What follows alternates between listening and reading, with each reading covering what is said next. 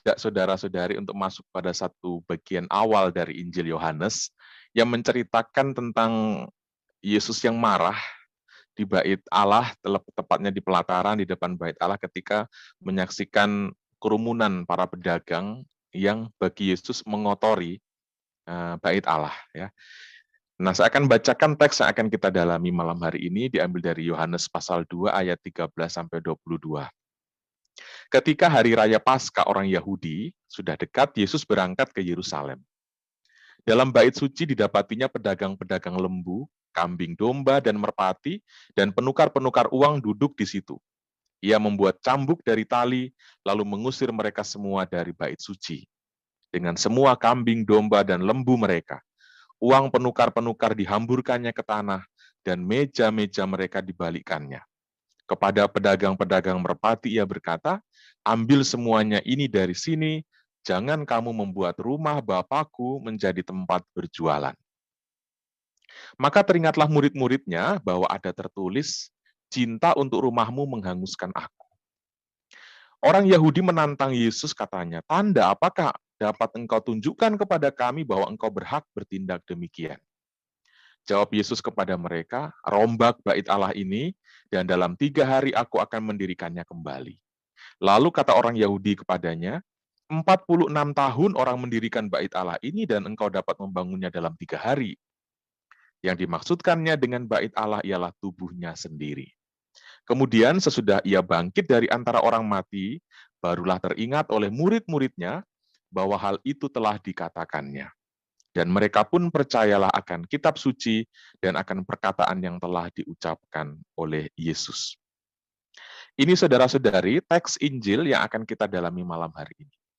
Sebenarnya sangat menarik tema ini, judulnya Cinta akan Rumahmu Menghanguskan Aku, yang terjadi di pelataran bait Allah, dan Yesus bilang, jangan jadikan rumah Bapakku tempat berjualan. Ini. Kita bisa mengganti rumah Bapakku dalam pengertian ini dengan banyak hal. Jangan jadikan agama tempat berjualan, jangan jadikan iman tempat berjualan. Ya, saya tidak tahu apakah yang hadir ada juga biarawan-biarawati di sini. Jangan jadikan kongregasi tempat berjualan. Jangan jadikan gereja tempat berjualan. Berjualan dalam pengertian bukan berjualan makanan, tapi berjualan kepentingan. Aku beli sekian, terus aku dapat apa, itu ya. Iman kalau sudah ujung-ujungnya tentang kepentingan pribadi, itu sudah berjualan. Begitu. Jadi, jangan menjadikan rumah Bapakku tempat berjualan, kita bisa rubah juga. Jangan jadikan hubunganmu dengan Tuhan itu menjadi semacam berjualan. Ya. Aku doa 5 kali, terus aku dapat apa, Bapak? Nah, ini kan konsep berjualan kayak begitu. Tapi saya tidak masuk di tema itu, nanti saudara-saudari bisa mengunjungi YouTube saya. Saya pernah mengulas satu hal tentang itu di dalam YouTube. Ya. Tapi malam hari ini saya ingin kita melihat tentang kata-kata yang diingat oleh para murid, cinta akan rumahmu menghanguskan aku. Baik. Nah, saudara-saudari, mencintai itu mendorong orang untuk melihat lebih tajam. Ya. Mencintai itu membuat orang terdorong untuk bertindak lebih serius. Orang yang asal-asalan itu tanda paling jelas bahwa dia sebenarnya tidak mencintai. Ya. Orang yang mencintai itu tidak akan terlihat dalam sikap yang masa bodoh. Ya. Sikap masa bodoh atau cuek itu bukan sikap dari orang yang di dalam dirinya ada cinta. Nah ini, mungkin dari kalimat singkat pertama ini kita bisa langsung sedikit korek-korek diri kita. Apakah aku tipe orang yang cuek, masa bodoh, dan sebagainya. Nanti saya akan jabarkan sedikit seperti apa itu. Kalau kita mengatakan bahwa saya mencintai gereja, ini, maka artinya saya akan serius melihat gereja. Termasuk peduli dengan keadaannya, dan bertanya apa yang bisa saya lakukan terhadap gereja. Ini ya. Orang yang katanya mencintai, dia tidak akan diam di tempat. Dia akan terdorong untuk melakukan sesuatu. Saya pernah membaca sebuah buku yang mengisahkan tentang Romo Mangunwijaya. Mungkin Bapak Ibu pernah mendengar sosok Romo ini, seorang projo Keuskupan Agung Semarang. Nah, dalam buku yang saya baca, waktu saya baca itu saya SMA seminari, saya di Kakaskasen di Tomohon di Manado. Nah, dalam buku tersebut diceritakan bagaimana Romo Mangun ini suatu ketika ia sedang makan malam, hujan turun begitu deras di luar. Begitu. Lalu ia menghentikan makan malamnya itu. Dan ia mondar-mandir di sekitar meja makannya itu bolak-balik.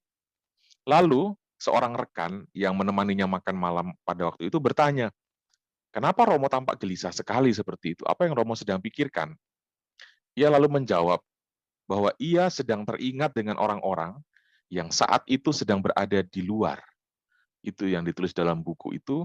Romo Mangun bertutur, dia teringat dengan pengemis, anak jalanan, yang tidak punya rumah, yang malam hari ini hujan yang begitu deras, bagaimana dan di mana mereka tinggal, bagaimana mereka berteduh, dan sebagainya. Ya. Nah, saudara-saudari, cerita tentang Romo Mangun ini, itu saya baca waktu SMA, tapi gemanya masih terus sampai hari ini ya dalam diri saya. Iman yang mendalam itu membuat orang berpikir tidak hanya tentang dirinya sendiri. Ini. Ya, kalau kita ngomong-ngomong tentang iman, dalamnya sebuah iman itu diukur dari apa saja yang kita pikirkan. Kalau selalu memikirkan diri sendiri, itu masih menunjukkan kedangkalan sebuah iman. Iman yang mendalam membuat orang berpikir tentang hal-hal di luar dirinya. Ini ya. Seolah-olah bertolak belakang dengan keinginan kebanyakan kita yang berangan-angan dan membangun impian. Kalau semakin beriman, itu pasti akan semakin menemukan rasa damai, kenyamanan, ketenangan, seolah-olah bertolak belakang dengan itu. Iman justru mendorong kita untuk berbuat sesuatu. Ya. Iman mendorong kita untuk berbuat hal-hal yang malah oleh kebanyakan orang disebut sebagai gila. Ya. Yesus oleh keluarganya sendiri disebut tidak waras. Ya, ketika diceritakan dalam Injil ada keluarganya yang mau menjemput dia karena bagi mereka Yesus sudah tidak waras lagi. Ya. Cinta memang mendorong orang untuk melakukan hal-hal yang bagi sebagian orang lain disebut kegilaan. Kita bisa lihat pria dan wanita mengorbankan keperjakaannya, keperawanannya, mengorbankan relasi keluarganya demi sesuatu yang ia sebut dengan panggilan suci. Bagi sebagian orang itu gila, begitu. Ada orang bilang itu bodoh. Ya, Yesus mati di kayu salib juga oleh orang Yunani disebut kebodohan, bukan? Gitu. Kadang-kadang cinta memang mendesak kita untuk menjadi kelihatan bodoh di depan orang, begitu. Malah Yesus cintanya terhadap Bapa membuat dia sampai disebut tidak waras. Seorang kekasih hati mengeluarkan uang puluhan juta untuk kepentingan kekasih hatinya, pujaan hatinya. Ini. Bagi orang ngapain itu boros, itu buang-buang uang dan sebagainya, itu sia-sia. Tapi bagi dia tidak, dia menemukan makna di balik apa yang dia sedang lakukan. Cinta membuat orang bergerak, bahkan menjumpai hal-hal yang oleh sebagian orang lain disebut sebagai kegilaan. Ya. Nah, mencintai mendorong seseorang untuk bergerak. Tadi saya katakan demikian, untuk aktif, untuk maju, dan untuk berkorban. Ini poinnya dari tema kita, berkorban. Orang tidak bisa disebut mencintai kalau dalam dirinya tidak dijumpai semangat pengorbanan. Ya. Ebit GAD dalam syair lagunya mengatakan, cinta itu, kata orang, cinta itu harus berkorban. Orang tidak bisa disebut mencintai jika dia diam, apalagi menjadi destruktif. Ya, teroris itu tidak bisa disebut mencintai Allah karena ekspresinya destruktif atau merusak. Orang tidak bisa disebut mencintai kalau dia tidak kreatif. Ini juga ya. Anak-anak muda, OMK, saya tidak tahu di sini, para pelayan-pelayan, mungkin yang pengurus persekutuan doa atau apapun, ukuran Anda mencintai itu terlihat dari seberapa kreatif Anda hadir di dalam komunitas Anda. Begitu. Ya. Kita mungkin bisa hadir, tapi kalau kehadiran kita hanya seperti seonggok batu, kita belum bisa disebut adakah cinta di dalam dirinya. Karena cinta itu pasti mendorong orang untuk kreatif, untuk berpikir apa yang bisa aku lakukan, ya, apa yang bisa aku persembahkan, apa yang bisa aku korbankan. Itu ukuran sebuah cinta. Untuk Anda yang bersuami dan beristri, ukuran apakah pasanganku mencintai aku dalam atau tidak, itu bisa diukur dari seberapa kreatif dia memperjuangkan cinta kita dan mempertahankannya. Seberapa kreatif menciptakan ide-ide, seberapa kreatif memperjuangkan hal-hal baru untuk menyegarkan dan untuk menyuburkan, untuk memulihkan dan mengembangkan cinta, atau mengembangkan komitmen, ikatan, dan sebagainya. Orang tidak bisa disebut mencintai kalau dia tidak kreatif. Ya. Singkatnya, saudara-saudari, orang yang menolak untuk hangus, untuk terbakar, dia tidak akan pernah mampu mencintai. Karena itu tadi teringat murid-murid Yesus ada sebuah teks yang mengatakan, cinta akan rumahmu menghanguskan aku. Orang yang tidak mau hangus, dia tidak akan pernah bisa mencintai. Ini ya. Orang yang tidak pernah mau rugi, dia tidak akan pernah mencintai. Sebab cinta selalu akan beriringan dengan pengorbanan. Ya. Ini hal yang pasti selalu kita renungkan, bukan hal baru untuk kita, tapi semoga ini menjadi penyegaran. Kita mungkin bertanya begini, saudara-saudari, tragedi baru-baru ini di dekat tempat Anda berada yang di Makassar, pengebom bunuh diri, ya, melakukan tindakannya dia sebut sebagai atas nama cinta akan Tuhan. Dan dia mengorbankan diri untuk cinta akan Tuhan. Kalau kita mengatakan cinta selalu beriringan dengan pengorbanan, apakah seorang teroris bisa disebut dengan sebagai orang yang mencintai? Tidak, jelas.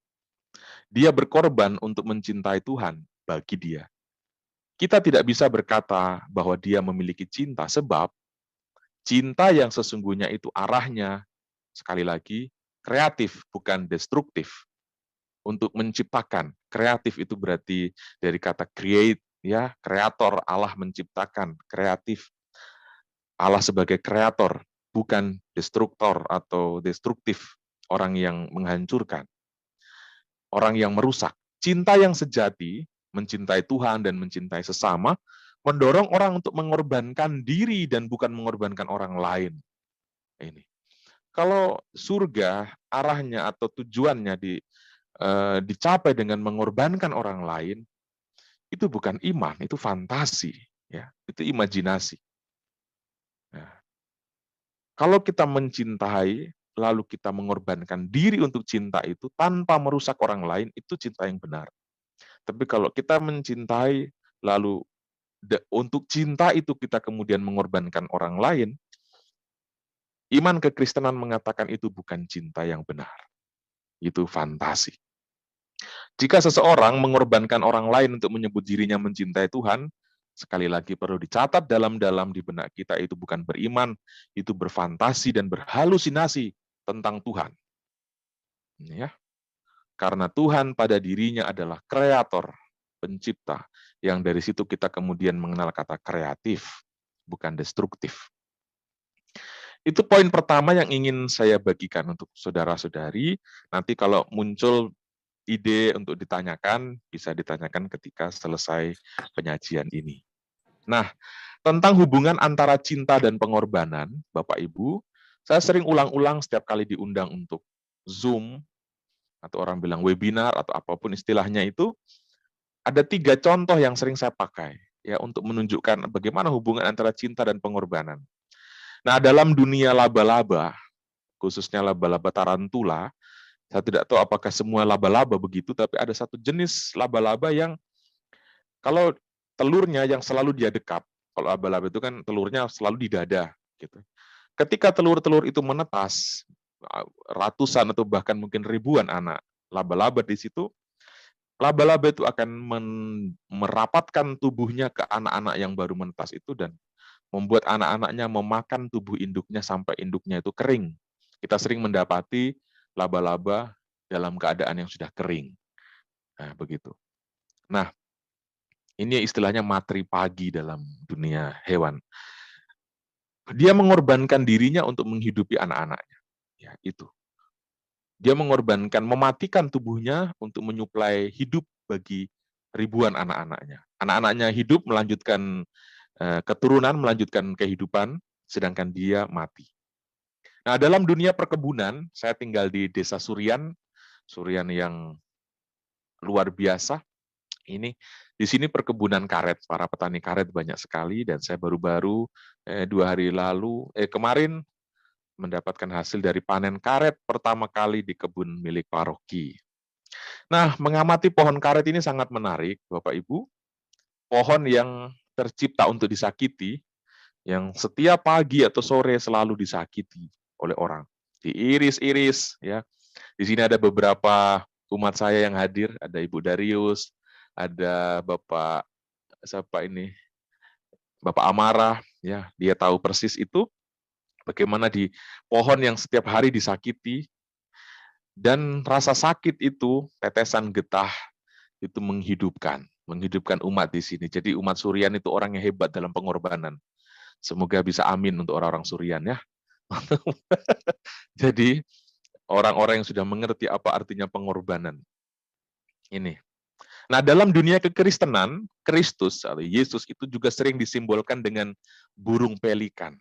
Burung pelikan ada lagu kalau dalam adorasi, pelikan yang kudus, Yesus Tuhanku. Nah, konon burung ini pada musim paceklik atau kesulitan mencari makan, mungkin ketika musim ombak atau badai di mana dia tidak bisa mencari ikan atau mencari makanan, dia akan mematuk jantungnya sendiri, lalu keluar darah, dan anak-anaknya itu makan tubuh induknya atau mengisap darah dari induknya mati, dan beberapa ekor anaknya itu bisa melanjutkan kehidupan. Ini gambaran yang sering digunakan untuk Kristus, ya. Dia mati di kayu salib supaya dunia bisa hidup di dalam keselamatan. Bahkan kalau kita lihat liturgi kita, Ekaristi, ya, yang kita selalu rayakan, itu merupakan sumber yang kita jadikan sebagai sumber dan puncak iman, menunjukkan hubungan antara cinta dan pengorbanan.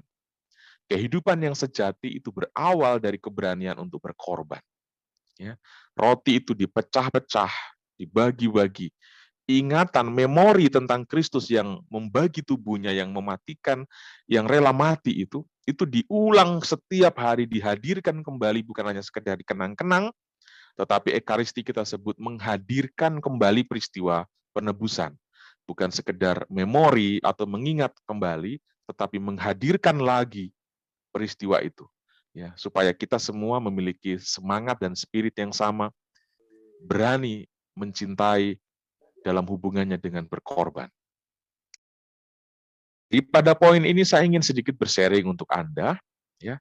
Bagaimana dinamika batin saya sebagai seorang imam muda. Saya baru tanggal 9 kemarin saya merayakan 5 tahun imamat, ya. Yang ditugaskan untuk mengawali sebuah paroki baru di wilayah yang saya sering sebut sebagai perkampungan ini, ya. Sehingga saya menyebut diri saya Romondeso, meskipun saya sudah memakai istilah Romondeso untuk channel saya sebelum saya datang ke sini. Jadi bukan karena saya datang ke sini maka saya menggunakan istilah deso, tetapi sejak awal sebelum saya datang, jauh hari sebelum saya datang ke sini, sebelum saya tahu bahwa saya akan tiba di sini, saya sudah menggunakan kata Romondeso yang akhirnya malah saya ditempatkan di desa. Nah, ketaatan saya sebagai seorang imam yang tidak punya kenalan, yang tidak punya uang, tidak punya apapun, yang masih mentah rasanya, ketaatan saya itu mendatangkan berkat bagi umat beriman. Saya makan sebuah, ya. Ketaatan saya oleh tugas yang diberikan oleh uskup akhirnya menjadikan saya sebagai saluran berkat itu. Begitu.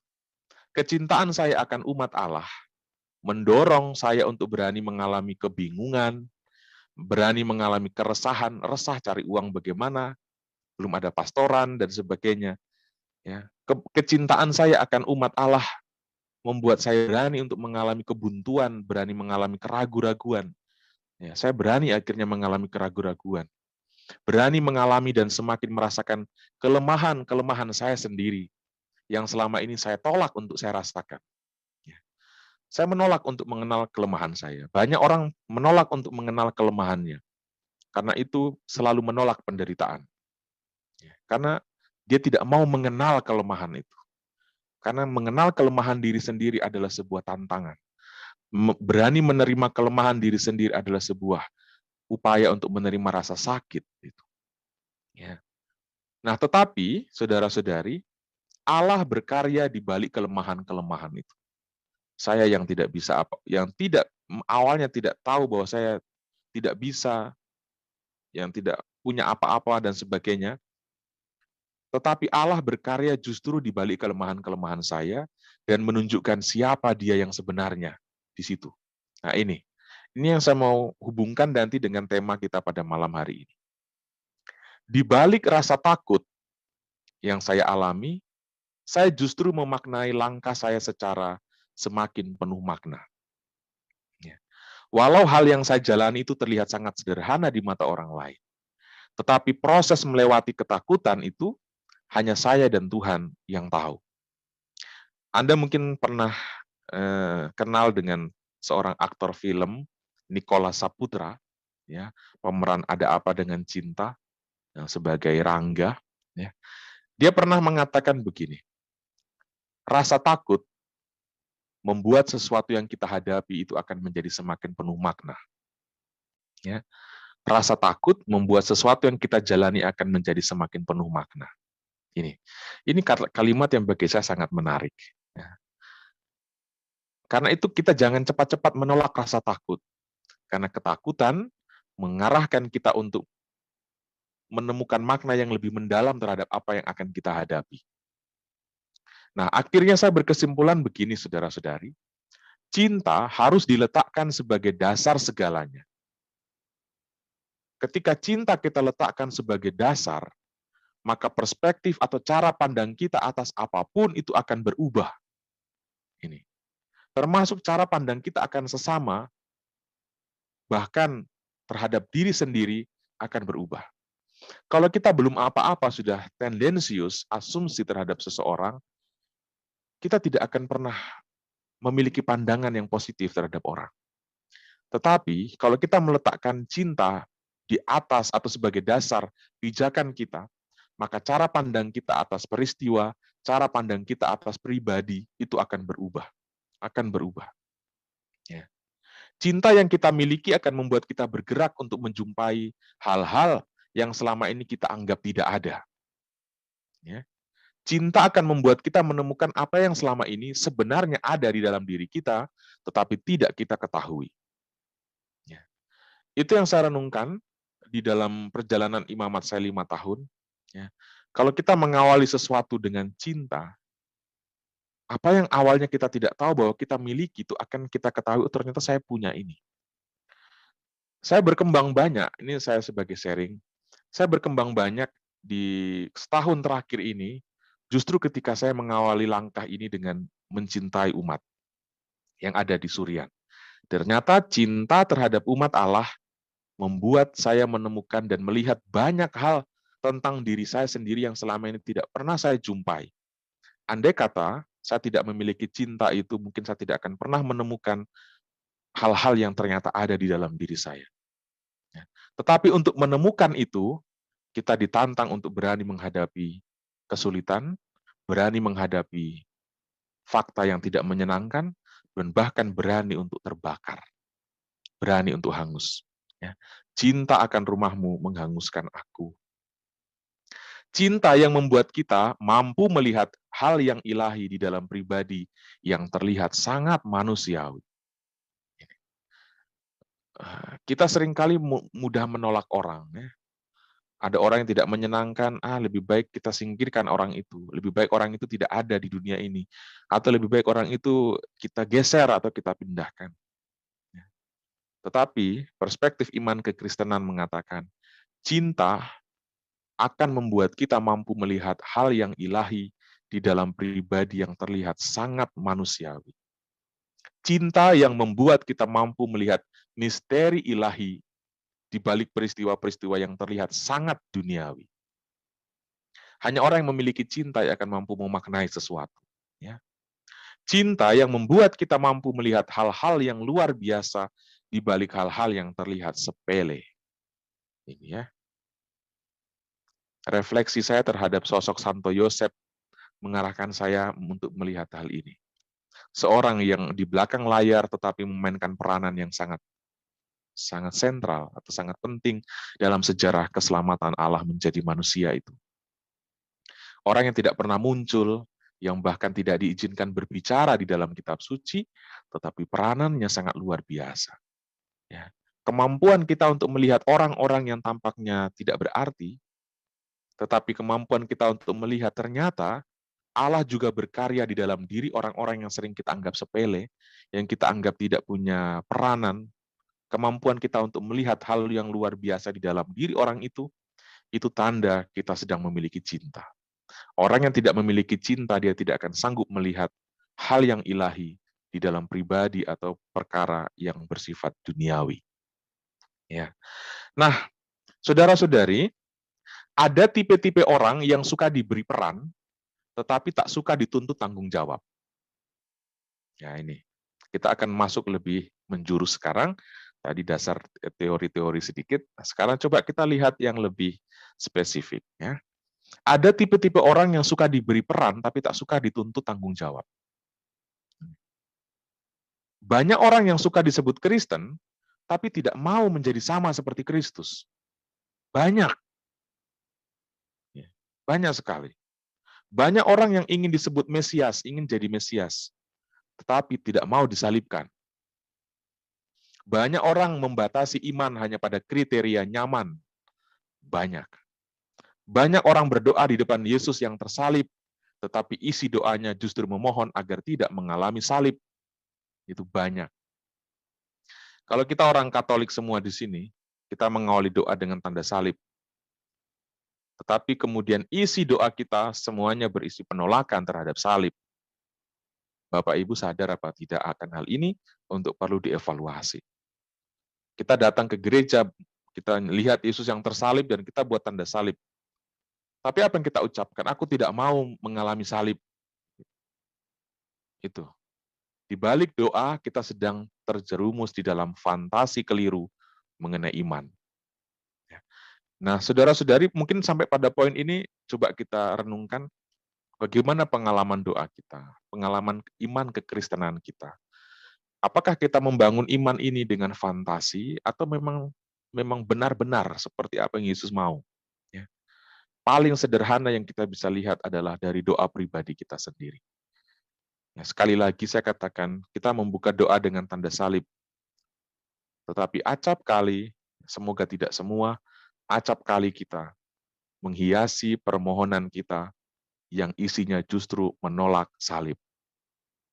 Ini penistaan terhadap Kristus, bahkan itu terjadi di dalam kegiatan iman. Ini hati-hati. Ya. Banyak orang yang motivasi imannya seputar imajinasi akan kemakmuran, akan kekayaan, kesuksesan, dan lain-lain. Banyak orang beriman yang membangun konsep imannya, mohon maaf saya katakan, versi iblis atau versi setan. Banyak orang beriman yang membangun konsep imannya dalam versi yang bukan versi Kristus. Karena itu hati-hati, jangan beriman menggunakan fantasi, jangan beriman menggunakan inspirasi pribadi, jangan beriman menggunakan mimpi-mimpi. Akhir-akhir ini saya sering ditanya, Romo, saya bermimpi ketemu Yesus, saya bermimpi begitu tidak. Sekali lagi saya katakan, hati-hati, jangan beriman menggunakan fantasi, jangan beriman menggunakan inspirasi pribadi, tafsiran pribadi, jangan beriman menggunakan mimpi-mimpi malam. Seorang yang beriman Katolik, standar imannya jelas, pengalaman para rasul. Ya. Saya akhir-akhir ini getol untuk menyuarakan ini di YouTube. Kekristenan sekarang banyak yang bergeser. Banyak yang bergeser dari kekristenan yang sebenarnya. Yang menciptakan iman kekristenan berdasarkan pikiran-pikiran sendiri. Menciptakan teologi yang bertolak belakang dengan apa yang diwariskan oleh para rasul. Siapa yang paling kenal Yesus? Para rasul.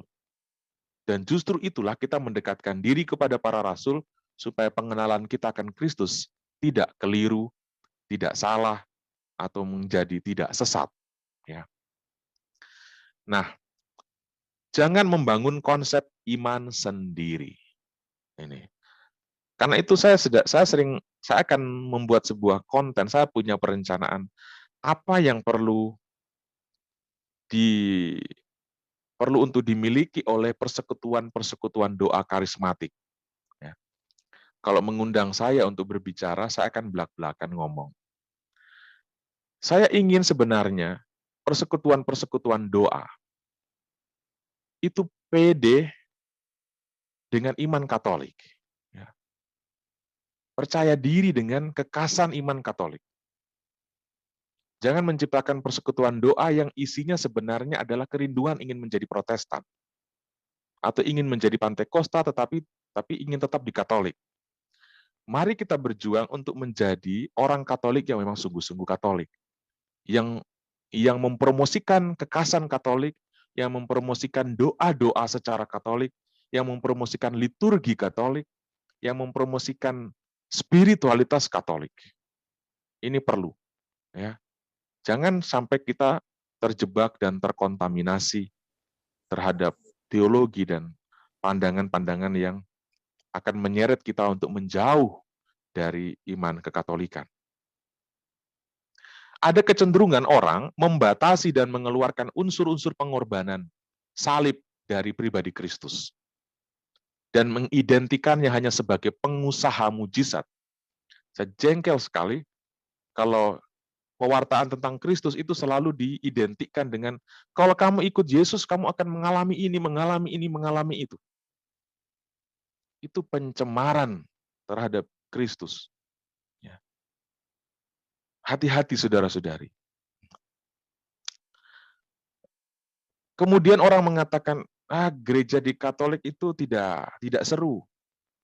Tidak ada Roh Kudusnya di Katolik karena tidak ada mujizat di situ. Ini kalau ada orang yang sampai beriman seperti itu tuh orang beriman paling bodoh, ya. Orang beriman yang paling aneh. Kalau dia membatasi Kristus hanya dari segi mujizatnya. Mari kita akan lihat lebih dalam apa yang saya maksudkan di situ. Saya berharap teman-teman, Bapak Ibu tetap bertahan di ini, jangan kemana-mana, nanti rugi. Orang lebih suka dengan gambaran-gambaran indah tentang Yesus, namun menolak pelukisan akan penderitaannya. Ini ya. Apalagi sampai tidak mau menaruh Yesus yang tersalib. Hati-hati. Orang ingin mencintai Yesus tetapi bukan Yesus yang tersalib. Teologi, banyak kekristenan, aliran-aliran kekristenan berkembang ke situ. Saya berani terus terang mengatakan itu, karena bagi saya itu menyimpang dari apa yang diwariskan oleh para rasul. Ya. Orang ingin mencintai Yesus tetapi bukan Yesus yang tersalib.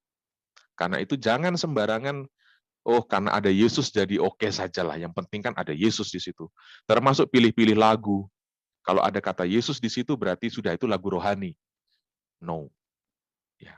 Perlu kecermatan dan perlu kedewasaan dalam beriman. Coba kita lihat pengalaman Paskah sekarang. Yesus yang bangkit itu menunjukkan, memperkenalkan dirinya dengan menunjukkan luka-luka. Ya. Kalau kita melihat pernyataan sikap dari Thomas, sebelum aku mencucukkan tanganku ke bekas luka itu, dan sebelum aku masukkan jariku ke dalam lambungnya, sekali-kali aku tidak percaya. Orang Katolik harus ngomong begitu. Sebelum aku menyentuh luka penderitaan, aku tidak akan percaya kalau itu betul-betul Kristus. Ya. Kita seringkali memaknai kata-kata Thomas ini sebagai kata-kata orang yang tidak percaya. No, ini justru kata-kata yang tajam tentang bagaimana mengalami Kristus yang sebenarnya. Ya. Orang yang ingin mencintai Kristus tapi tidak berani menyentuh luka, menolak penderitaan, itu dia mencintai Kristus secara fantasi, secara imajinasinya. Yesus yang bangkit itu tandanya apa? Dia tunjukkan luka-lukanya. Ya. Ada yang bertanya bagaimana pendapat Romo tentang bahasa roh. Ini tema lain ya, nggak usah menyimpang dulu. Kita fokus dulu di sini. Karena ini penting sekali. Penting sekali. Orang lebih suka dengan gambaran indah tentang Yesus, namun menolak pelukisan akan penderitaannya. Orang ingin mencintai Yesus, tetapi bukan Yesus yang tersalib. Nah, hati-hati. Ya. Hati-hati, orang Katolik banyak yang kurang paham akan hal ini dan diiming-imingi dengan Kalau ada kesembuhan itu berarti ada Roh Kudus di sana. Jadi sangkamu Roh Kudus tidak hadir di dalam penderitaan. Ya. Sangkamu Roh Kudus tidak hadir di padang gurun. Ya. Orang yang masih berpikir begitu, saya sangka perlu refleksi banyak. Ya. Jangan terkecoh dengan pernyataan-pernyataan orang-orang yang mengaku mencintai Yesus, tapi sebenarnya mungkin hanya pikiran dan perasaannya, tetapi sejatinya tidak. Saudara-saudari, Yesus yang bangkit, ya. Tadi Thomas mengatakan itu. Sebelum aku mencucukkan tanganku, memasukkan jariku, sekali-kali aku tidak percaya. Ya. Orang yang beriman pada Yesus tanpa mau menyentuh luka, itu hanya ilusi dan fantasi. Karena itu Thomas berkata, sekali-kali aku tidak akan percaya. Nah, orang Katolik mesti punya itu. Kalau ada pewartaan tentang Yesus, tetapi tidak menyentuh pewartaan mengenai gambaran real tentang Yesus, yaitu salib, luka, jangan aku tak akan percaya dengan pewartaan yang seperti itu. Kalau ada pewarta yang mewartakan tentang Yesus yang membuatku menjauhkan diri dari luka-luka Kristus, aku tidak akan percaya dengan pewartaan Kristus yang seperti itu. Harus begitu. Kita harus seperti Thomas. Ya. Karena itu saudara-saudari, ya, kalau ada ajaran iman yang mengaku Kristen, ada pengajaran dari gereja-gereja yang menawarkan kemudahan-kemudahan, kenyamanan, kemakmuran, sebagai imbalan karena mengimani Kristus. Kalau ada yang mewartakan bahwa di persekutuan ini, di komunitas itu, atau di gereja ini, di gereja itu, ada Roh Kudusnya sehingga terasa lebih gimana gitu, katakan, sekali-kali aku tidak akan percaya. Mengapa begitu? Karena iman yang benar akan Yesus mengharuskan kita melihat dan menyentuh luka itu. Ini ya. Tolong refleksikan dalam-dalam tentang hal ini dan katakan kepada anak-anak Anda yang mempunyai anak yang mungkin sudah mulai terkontaminasi dengan pengajaran-pengajaran Kristen yang non-Katolik supaya memiliki pemahaman yang benar. Itu mujizat terbesar. Saya punya refleksi begini. Mujizat terbesar dalam hidup kita yaitu ketika kita bisa memiliki kesempatan untuk menjadi seperti Kristus. Ini Bapak Ibu. Kalau kita berkesempatan untuk mengalami luka karena memperjuangkan sebuah kebaikan dan kebenaran, kita memiliki kesempatan untuk mengalami itu. Kita bersyukur karena kita mengalami seperti apa yang Kristus alami. Dan ini yang kita syukuri. Ya. Ini mujizat, karena kita memiliki kesempatan untuk bisa menjalani apa yang kecil, bagian kecil dari apa yang dulu Yesus pernah rasakan. Tetapi bagaimana mungkin kalau kita selalu bermohon menghindari luka? Kita buat tanda salib, doanya supaya aku tidak mengalami penderitaan. Supaya aku tidak mengalami salib, supaya aku tidak dirugikan orang, supaya aku tidak diginikan orang, dan sebagainya. Kalau kita selalu bermohon, jangan bersentuhan dengan luka. Aku tidak mau ketemu dengan orang yang nanti nyakitin aku nggak mau ketemu orang nanti yang akan merugikan aku. Kapan kita akan tahu bahwa kita memang butuh, kita memang memiliki cinta di dalam diri kita? Kapan kita tahu kalau kita tidak pernah menjumpai orang yang akan membuat kita mengenal diri kita, mengenal kelemahan dan mengenal luka kita? Kapan kita akan menyentuh luka diri kita sendiri dan luka orang lain? Kelemahan diri sendiri dan kelemahan orang lain, kalau kita selalu memandang negatif kelemahan dan memandang negatif luka, kemudian menghindarinya. Kapan kita akan bersentuhan dengan Kristus secara real yang terluka kalau kita antipati dengan kelemahan, antipati dengan kemiskinan, kalau kita antipati dengan penderitaan, antipati dengan kerugian, antipati dengan pengorbanan? Kapan kita akan ketemu dengan Yesus yang real? Kalau angan-angan kita terhadap iman selalu membuat kita bermohon supaya tidak ada penderitaan, tidak ada luka, tidak ada tangis, kapan kita akan ketemu Yesus? Ya. Nah, saudara-saudari, saya tidak tahu apa yang ada dalam benak Anda sekarang. Ya, semoga kata-kata saya tidak membingungkan, tetapi membuat kita berpikir apa yang perlu untuk kita benahi dalam konsep iman kita selama ini. Dahulu ketika Anang Hermansyah cerai dengan siapa Krisdayanti, dia menciptakan sebuah lagu, benar ku mencintaimu, tapi tak begini. Ini bukan lagu Kristen. Ya pasti, itu kan lagu pop ya. Tetapi maksudnya, jangan pernah katakan itu di dalam, jangan pernah membuat syair itu menjadi bergema dalam dirimu. Engkau gagal jadi orang Kristen kalau gitu. Benar ku mencintaimu, tapi bukan begini loh. Cinta justru membuat kita harus berani menerima hal-hal yang menyakitkan. Ya. Kalau semuanya harus sesuai dengan apa yang kita inginkan, itu bukan cinta, itu adaptasi namanya itu. Ya. Yesus sendiri mengatakan tidak ada kasih yang lebih besar daripada kasih seorang yang menyerahkan nyawanya bagi sahabatnya. Ukuran cinta justru ada pada pengorbanan. Kalau mengatakan aku mencintaimu tapi bukan seperti ini, itu bukan cinta sebenarnya. Cinta bahkan mendorong orang bukan hanya rela kehilangan harga diri, tapi malah kehilangan nyawa. Kita rehat sejenak. Saya tidak punya kopi tapi hanya punya air aqua.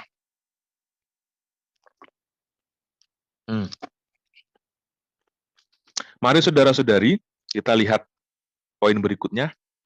Saya masih punya waktu berapa menit untuk bicara? Setengah jam, Romo. Oh, masih setengah jam. Baik. Mari kini kita melihat sedikit motivasi kita dalam beriman. Ya, motivasi kita dalam pelayanan. Beberapa waktu yang lalu, ketika diskusi tentang tema apa yang menarik untuk disampaikan di persekutuan doa ini, seorang ibu mengungkapkan mungkin perlu diberi pencerahan tentang apa arti pelayanan, Romo. Ini saya akan sedikit masuk ke sini. Banyak orang Kristen saat ini ingin masuk dalam pelayanan itu karena kepentingan.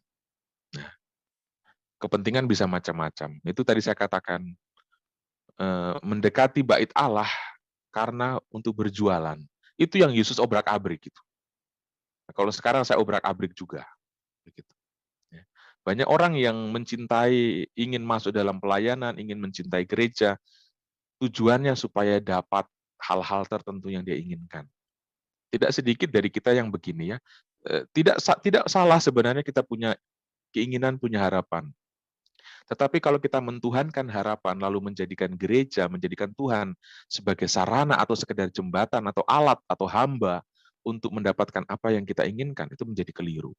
Gitu ya. Ada orang ingin pelayanan supaya dapat mujizat, ya. Supaya ini, supaya itu. Ya. Dan bukan menjadikan pelayanan sebagai kesempatan untuk menjadi seperti Kristus. Banyak orang ingin jadi Mesias tetapi tidak mau disalibkan. Banyak orang mencintai gereja tetapi tidak mau hangus untuk gereja. Saudara-saudariku, visi dari seorang yang mencintai Allah adalah Kristus. Visi atau penglihatan ideal dari orang yang mencintai Allah itu adalah Kristus. Orang yang mencintai Allah, dia harus melihat dan memandang Kristus. Artinya apa? Cita-cita dari seseorang yang dekat dengan Allah adalah agar ia semakin menjadi seperti Kristus. Ini harus menjadi cita-cita paling dasar. Jadi jangan mencintai Allah supaya anakku tidak sakit, supaya suamiku sembuh, supaya Allah mengerjakan mujizatnya itu benar. Tetapi jangan demi mujizat kemudian kita mengabdi Allah. Artinya Allah itu hanya lompatan saja, hanya sekedar alat, sarana, jembatan, budak untuk kepentingan kita. No, ya, kita diajak mencintai Tuhan supaya kita bisa menjadi seperti Kristus. Ada satu umat yang protes tentang pernyataan saya ini. Bagaimana kita beriman tapi tidak boleh punya kepentingan, Rom? Ya, murid-murid Yesus itu dipanggil. Yesus memanggil murid-muridnya itu tanpa kepentingan. Mereka dipanggil untuk berelasi. Mereka tidak dipanggil karena itu Yesus tidak diceritakan dalam Injil murid-murid yang meminta Yesus menjadi guru. Yesus yang cari murid. Supaya apa? Orang jangan datang kepada dia karena kepentingan. Karena menjadi bagian dari murid Yesus itu kepentingan ilahi, bukan kepentingan kita. Ya. Kalau kita maknai kekristenan yang kita miliki sekarang sebagai ini panggilan Allah, itu berarti kepentingan Allah, bukan kepentingan kita. Kita menjadi Kristen sekarang itu bukan kepentingan kita, itu kepentingan Allah. Nah, maka menjadi keliru kalau kita mendekati Tuhan karena kita punya kepentingan. Akhirnya kepentingan Tuhan bisa kalah dengan kepentingan kita. Ya. Yesus yang cari murid, bukan murid yang cari Yesus. Yesus yang cari murid. Artinya kepentingannya Yesus sehingga dia memanggil kita. Begitu. Kalau di sini ada siapa ini? Filimon, ada Bapak Linus Kondang. Ya. Kalau Anda menjadi Kristen sekarang, menjadi Katolik, itu karena Tuhan ada kepentingan terhadap dirimu. Bukan engkau punya kepentingan terhadap Tuhan. Begitu. Ya. Pola berpikirnya diputar. Kalau tidak, kalau kita mendekati Tuhan karena kepentingan kita, ini kemuritan yang tidak sejati. Begitu, ya. Kita dipanggil menjadi murid Yesus karena kepentingan Yesus, bukan karena kepentingan kita. Nah, ini. Nanti kalau agak di sini perlu dipertanyakan, kita diskusi sesudah ini. Atau hanya dengan menjadi seperti Kristus itulah satu-satunya jalan untuk mengalami Allah. Karena menjadi seperti Kristus, itulah hidup yang menyukakan hati Allah. Tidak ada jenis kehidupan lain yang menyenangkan Bapa selain hidup yang seperti Kristus. Tidak ada jenis kehidupan lain. Orang Katolik, orang Kristen harus mengatakan amin terhadap hal ini. Tidak ada jenis kehidupan lain yang menyenangkan Bapa selain hidup yang seperti model hidupnya Yesus. Itulah kenapa Yesus yang tersalib itu ditempel, replikanya ditempel paling depan dalam arsitektur dalam dekorasi gereja, itu supaya orang yang masuk melihat, oh itu kalau mau jadi manusia itu seperti itu, begitu. Kalau ingin jadi orang itu contohnya, nggak ada contoh lain. Nah, mari kita melihat sekarang seperti apa itu hidup Kristus. Ini hanya beberapa poin saja. Ya. Yesus itu memiliki otonomi diri yang kuat terhadap kebenaran. Pernah ingat cerita dia diundang makan oleh orang Farisi? Ketika diundang makan, apa yang dia buat? Dia bilang, celaka kamu orang Farisi, celaka kamu ahli Taurat. Mungkin waktu diundang makan, dalam saya punya kontemplasi, itu mungkin menjadi kesempatan lobby. Mungkin orang Farisi mengundang makan Yesus supaya lobby, kamu jangan terlalu gampang kritik kami dong. Kan biasanya begitu, orang kalau diundang makan tuh diskusi memperlunak gitu kan. Begitu. Romo-romo diundang makan oleh orang-orang kaya supaya jangan terlalu kritik-kritik kami ya. Begitu. Nah, tetapi apa yang terjadi? Yesus tidak kompromi ya, relasinya dia tidak palsu. Dia tidak mau kebenaran itu menjadi lumpuh karena relasi yang tidak jelas. Ini. Kebenaran harus otonom. Jangan sampai kebenaran menjadi lumpuh karena relasi. Begitu. Jangan sampai kita hilang kekudusan karena relasi. Jangan sampai relasi membuat kita bungkam untuk mengatakan yang benar. Itu Yesus tidak mau begitu. Otonomi diri itu perlu. Otonomi diri itu perlu. Nah, orang yang memiliki cinta dia akan otonom. Orang yang memiliki Tuhan di dalam dirinya dia akan otonom. Seperti kata-kata Yesus terhadap Nikodemus. Ya. Seperti angin yang bertiup kian kemari, kita bisa merasakannya tapi tidak tahu dari mana dia datang dan kemana ia pergi. Otonom, ada kemerdekaan batin di sana. Jadi orang yang tidak mampu menyuarakan kebenaran karena nanti dia tidak suka saya, nanti jangan sampai saya begini. Nah, kita perlu evaluasi diri. Ya, visi hidup Kristus itu otonomi dirinya kuat. Kenapa bisa otonom? Karena dia percaya ada cinta di dalam dirinya. Ya. Oke, yang kedua, visi hidup Kristus adalah membawa kabar sukacita pada orang lain dan bukan membawa teror atau ketakutan. Ya, dia membawa kabar sukacita. Kalau nggak ada lo, nggak rame gitu ya. Jangan sampai kita kemudian kehadiran kita menjadi momok bagi orang lain. Aduh, kenapa sih harus ada dia? Kenapa sih harus ada dia? Jangan sampai begitu. Ya. Membawa kabar sukacita kepada orang lain. Ya. Yang ketiga, membawa terang atau cahaya dan menjadikan hidup kita alternatif bagi orang lain, bukan membawa kegelapan atau kebuntuan. Ya, ini jangan jadikan hidup kita menjadi kebuntuan bagi orang lain. Ada orang yang begitu ya, ketika ditanya, oh bapak tahu rumahnya Bapak Yohanes? Oh saya tidak tahu rumahnya. Sudah, dia hanya bilang tidak tahu dan diam. Tetapi orang yang hidupnya menjadi cahaya atau alternatif bagi orang, dia akan mengatakan begini, oh saya tidak tahu rumahnya Bapak Yohanes, tapi tunggu dulu, saya mau tanya sama orang itu. Atau Bapak bisa tanya sama orang yang di sana. Begitu. Ya. Membawa jalan atau menunjukkan jalan pada orang lain, bukan membuat orang lain yang berjumpa dengan kita pergi dengan tetap membawa persoalan yang sama. Jangan sampai begitu. Buatlah orang yang pergi dari kita, itu persoalannya berkurang. Entah seberapa. Dan visi hidup Kristus yaitu menghadirkan kerajaan Allah, bukan kerajaan setan. Ya.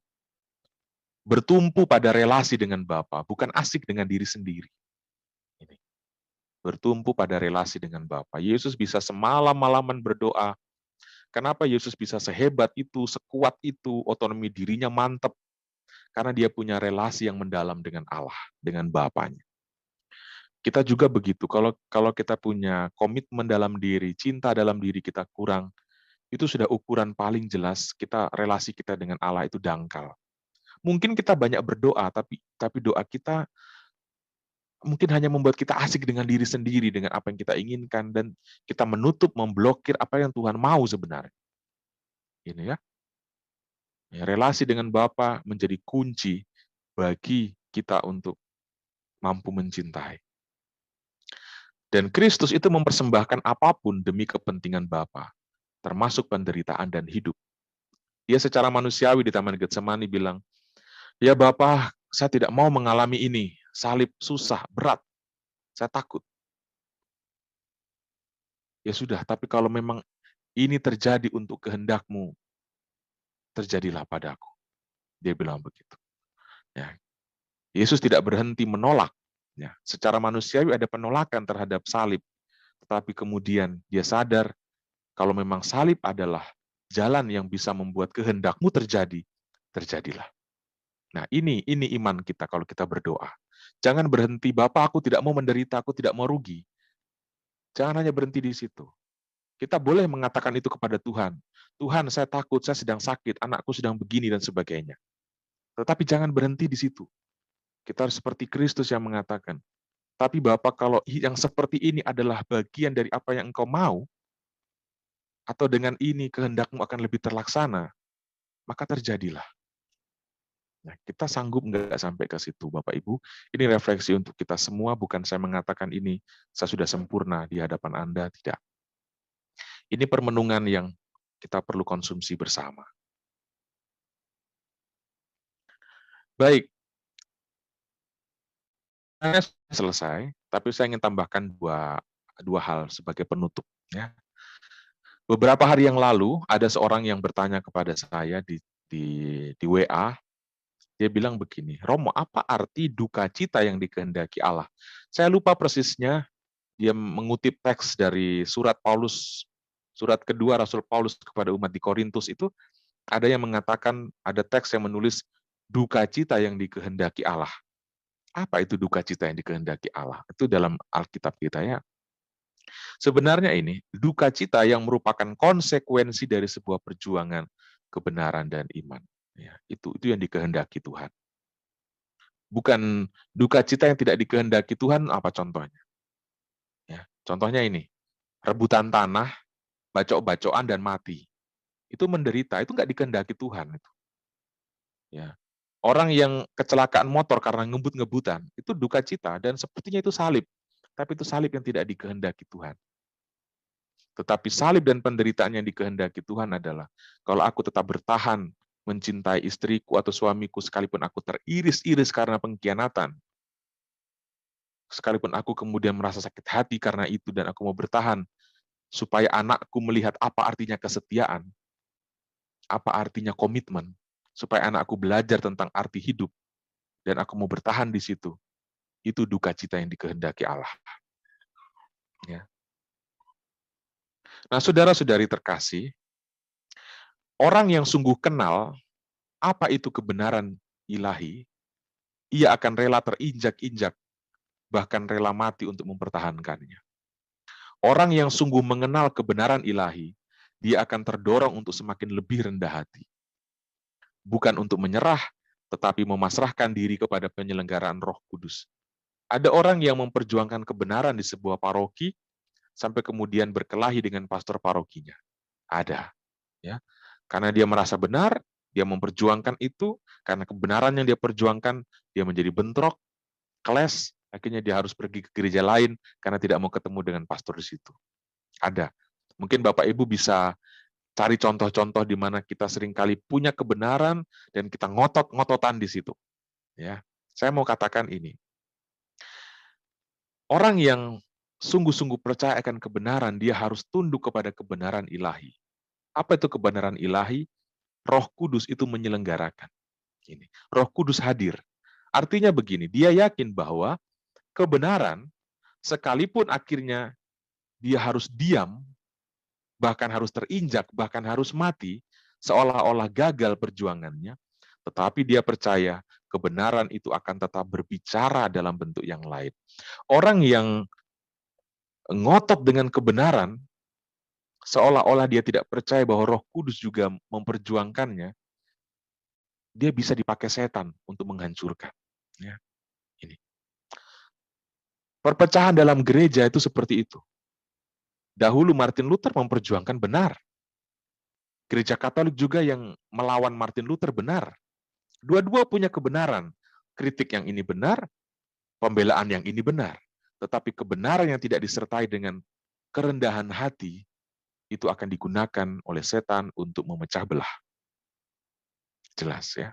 Karena itu dalam video saya terakhir, dua terakhir saya katakan, ada orang yang bilang munculnya banyak gereja, itu karya roh.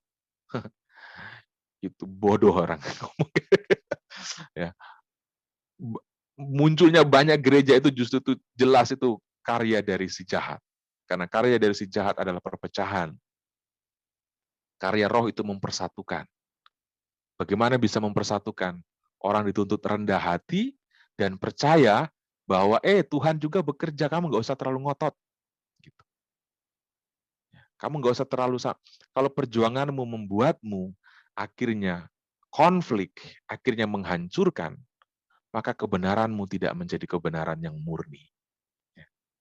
Kebenaran yang sejati itu terlihat ketika kita mampu diam. Seperti Kristus ya, di tengah pengadilan, perjuangannya dia apa? Diam. Kenapa Yesus diam? Dia bisa ngotot pada waktu itu. Tapi dia percaya Allah tidak tinggal diam. Kalau dia ngomong terus, secara manusiawi, ngomong terus. Malah Allah tidak punya kesempatan untuk berbicara. Kadang-kadang perjuangan kita tuh kita ngomong-ngomong terus. Dan kita nggak percaya kalau Tuhan juga bisa berkata-kata. Ya, ini. Oke, seorang Kristen yang belum pernah mengalami sakitnya memperjuangkan nilai-nilai hidup Kristus, dia belum sungguh menjadi murid Kristus yang sejati.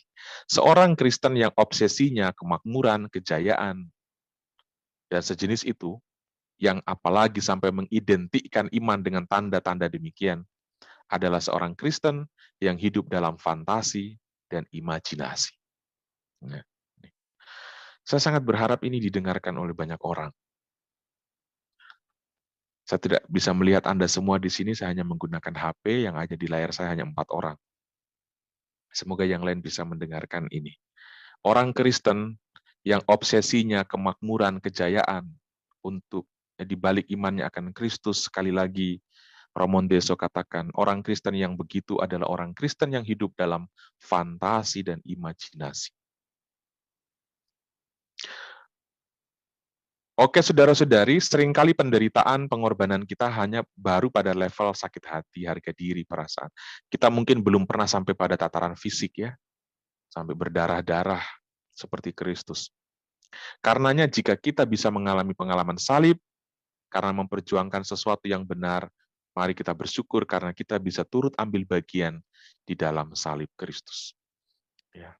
Itulah kenapa tadi saya katakan salib Kristus menjadi replika paling besar di dalam ornamen gereja Katolik, supaya orang melihat Seperti itulah hidup yang dikehendaki Bapa. Kalau ada orang Kristen yang sudah tidak tertarik atau tidak lagi berminat dan berhasrat ingin menjadi seperti Kristus, ya sedang menyangkal Kristus. Tanpa kita sadari banyak pengajar-pengajar iman Kristiani yang mengarahkan umat untuk mengenal Kristus bukan dari luka-lukanya. Ini banyak. Hati-hati ya, hati-hati. Kalau ada pengajar sekali lagi yang sudah mulai mengarahkan Anda untuk mengabaikan penderitaan Kristus, itu bukan pengajar Kristiani yang dikehendaki para rasul. Oke, kita harus cermat dan waspada, sebab pekerjaan iblis adalah mengelabui. Kita mungkin terlihat beriman, Kristen, tetapi spiritualitas kita bukan spiritualitas Yesus. Ya. Orang yang menyanyi lagu, ya Yesus, belum tentu dia memiliki spiritualitas Yesus. Ya, ini. Orang yang sering memuji-muji Yesus itu belum tentu di dalam hatinya memiliki spiritualitas Yesus. Jangan terkecoh. Orang yang sering berkhotbah tentang Yesus belum tentu di dalam dirinya punya spiritualitas Yesus. Itulah mengapa penekanan pada Yesus dan pada salibnya adalah dasar paling penting untuk mengenal dan untuk mencintai Kristus.